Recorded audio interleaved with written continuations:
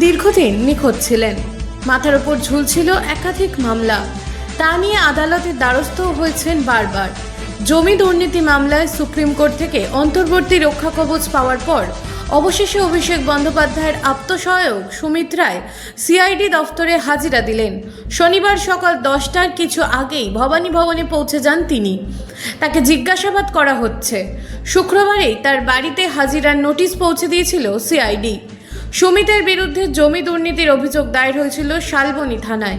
সেই মামলাতেই তাকে তলব। আগাম রক্ষা কবচ চেয়ে সুমিত আদালতের দ্বারস্থ হয়েছিলেন। চাকরি দুর্নীতির একটি মামলাও রয়েছে তার বিরুদ্ধে। কলকাতা হাইকোর্ট তাকে সাময়িক স্বস্তি দেওয়ার পর তদন্তে সহযোগিতার শর্তে ওই মামলায় রক্ষা কবচ পান সুমিত এবং তারপরই তার হাজিরা। ব্যুরো রিপোর্ট, রাত দিন নিউজ নেটওয়ার্ক।